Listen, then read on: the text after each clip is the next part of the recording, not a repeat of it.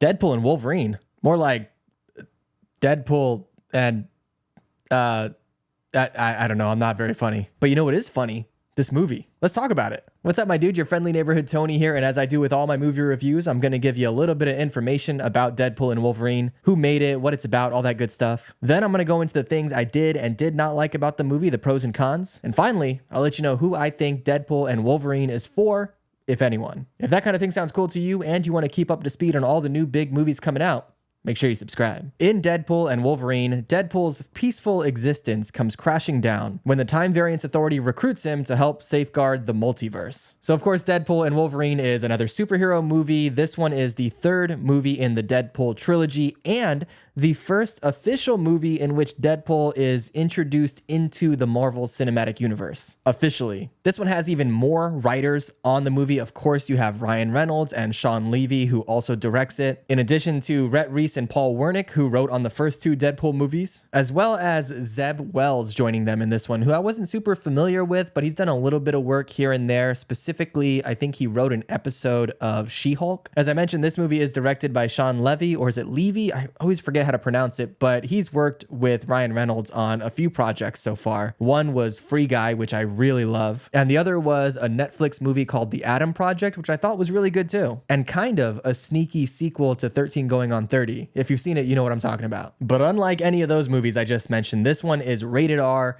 for a lot of reasons. There is a lot of bloody violence in the movie, definitely some language, definitely some sexual content, pretty much all the good stuff. But basically, if you've seen the other two Deadpool movies, it's that turned up to 11. The movie also comes in at a little over 2 hours long, and as a third in the trilogy, there's definitely a lot to unpack, so it deserves that runtime. Now, as far as who stars in the movie, of course, you have Ryan Reynolds as Deadpool and Hugh Jackman as Wolverine. I'm not going to tell you any of the cameos in the movie because there are definitely some that would be horrible spoilers if I told you. But two people that you have seen in the trailer and really the bad guys of the movie are Emma Corrin, who played Princess Diana in The Crown, and Matthew Macfadyen, who played Mr. Darcy in Pride and Prejudice. I guess I have a thing for period pieces in the UK. I'm just now realizing this. But either way, before we get into my pros and cons, let me kind of tell you my expectations going into the movie so that way you know where I'm coming from. And my expectations here are kind of a mixed bag. For one, I absolutely loved the first two Deadpool movies. I will never forget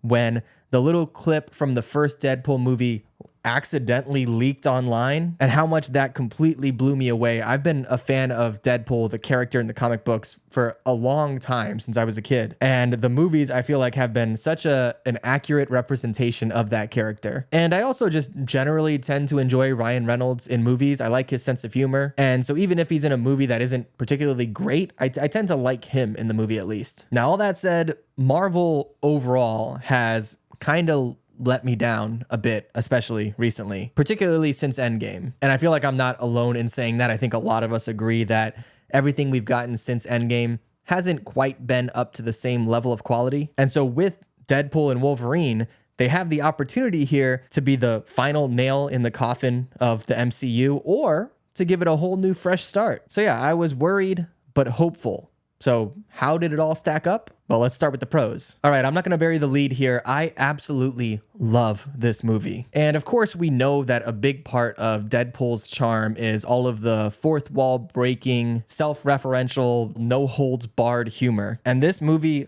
yet again, somehow takes all of that to a whole new level. I'm telling you, no one is safe from the jokes in this movie. It immediately pokes fun at all of the recent Marvel movies and shows. It makes cracks at the actors in the movie itself, including a joke that was made towards Hugh Jackman, which I was pretty surprised about. But just from the way that it references the greater Marvel universe, it kind of gives me hope that at least Marvel is aware of what's been happening with their most recent movies and shows, and it kind of gives us hope that they're going to start to make some changes going forward. Now, of course, I can't say that just from this one movie, but if they know what's going on and they know how some of these movies are being received, I would hope that they are going to be able to make changes going forward. Now, that said, one of the things that people might worry about here is whether this movie is going to maybe rewrite some of the things that we love about some of the older movies, particularly when it comes to Logan and the way that movie ended. And I will tell you,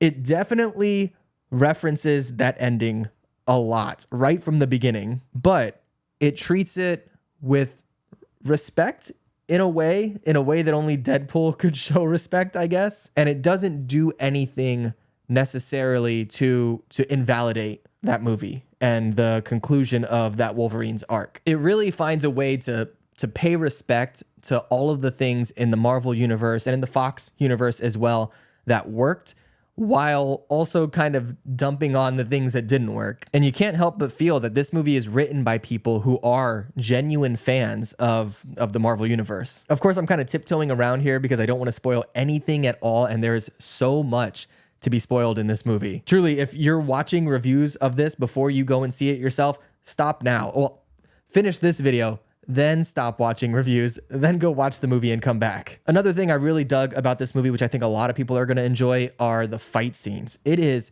insane. There are so many completely wild, over-the-top fight scenes that are unlike anything I've seen before. It really takes that formula from Deadpool, from the first two Deadpool movies, and just takes it to a whole new extreme now that you have, you know, Deadpool, who can't be killed, and Wolverine, who pretty much can't be killed, and they're able to just fully unleash on each other, and the villains are able to fully unleash on them as well, and it's just the peak of what you could hope to get as far as action and violence is concerned in this kind of movie. I also love the way that they entwine the humor, especially when it comes to some of the ways they blend in specifically pop songs throughout the movie. At first, I thought it was going to get a little annoying, but it really didn't. And it's just, I don't want to spoil what songs they use or when they use them, but when certain tracks that you are probably familiar with hit, it works so perfectly to blend in the action and the storytelling and mainly the sense of humor of the movie. And then there's the cameos. And my dude, I know that we all know that there are certain cameos in the movie, which I will not spoil, of course, but it is so much more than you think it is. And that's all I'll say about it. If you are someone like me who grew up watching the Marvel movies and the Fox Marvel movies going all the way back to the first X-Men, then there's so much in this movie for you to enjoy. The fan service is absolutely insane. I was genuinely shocked, not just by some of the bigger references and cameos in the movie, but specifically by some of the really small nods. And I won't say what they are in particular, but there are certain things in this movie that are references to some of the older movies, but they're such not obscure, but smaller references that when they happen, if you are someone that grew up with this and that obsessed over it for years of your youth, then you're going to get so much enjoyment out of that. And yeah, this movie relies pretty heavily on fan service and on nostalgia. And in fact, if you're watching it, make sure you stay all the way through the credits because there's so much to enjoy in those credits. But in addition to all of that, it still maintains this kind of strong emotional core to it. Like, yes, the movie is crazy over the top action and completely absurd and inappropriate jokes. But while it's doing all of that, while it has all of this spectacle on screen, it's also telling a really compelling human story. Kind of like with the first two Deadpool movies. You know, the first one you have Deadpool dealing with cancer and dealing with all of the things that came along with him developing his powers. And in the second movie, you have him dealing with the loss of his loved one. And this movie just takes that to yet another level of emotional storytelling. Now, all of that being said, as much as I'm gushing over this movie, I do think that whether or not you enjoy it or how much you enjoy it is going to be dependent upon yourself and your personal preferences. And there are definitely a few things about this movie that didn't work so well for me. So let's go ahead and get into those with the cons. But before we do, I want to let you know that this video is sponsored by you. That's right, I'm just an independent channel here without any big corporate sponsors or anything like that. So just by watching the video, you're really helping me out. If you want to be super dope and show your support in the easiest possible way, do me a solid and like the video and drop a comment down below. Let me know, what have you thought of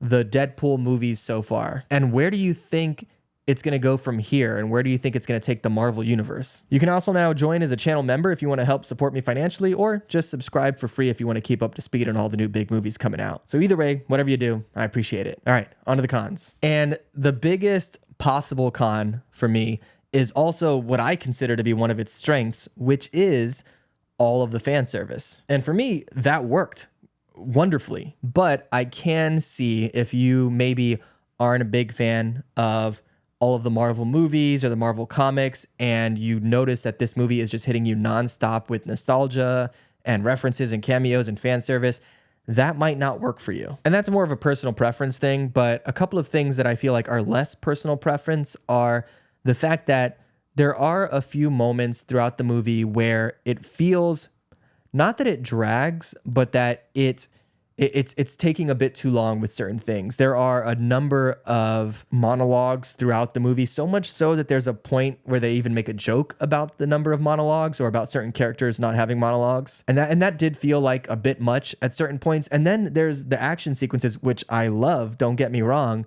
but at a certain point, after you have a certain number of slow motion action sequences set to pop songs, it does hit a point where you're like, oh, another one? All right. Now, granted, I still enjoyed them, but it is a bit repetitious. But of course, this is all just personal preference, and those are the only real nitpicks that I have with the movie. So who do I think Deadpool and Wolverine is for? Well, as I mentioned earlier, if you grew up with the Marvel movies or the Fox movies going back to the early 2000s, then this is the coup de grace. This is the icing on a 24-year-old cake, which probably wouldn't be very good. But you get what I'm saying. If you enjoyed the first two Deadpool movies, if that brand of humor resonates with you, then you're going to love this movie. But if you didn't enjoy the first two Deadpool movies, or if you're just not really that into comic book movies, or you don't have even a small soft spot in your heart for some of the Marvel comic movies, not saying that you have to be a diehard fan, but if it's just absolutely not your bag, then of course you're probably not going to enjoy this movie either. But either way, if Deadpool and Wolverine sounds interesting to you, you can check it out in theaters this weekend. If you've seen it already, let me know what you thought in the comments below. And of course, if you just want to keep up to speed on all the new big movies coming out, make sure you subscribe. All right, my dude, I'll catch you in the next one. Be good.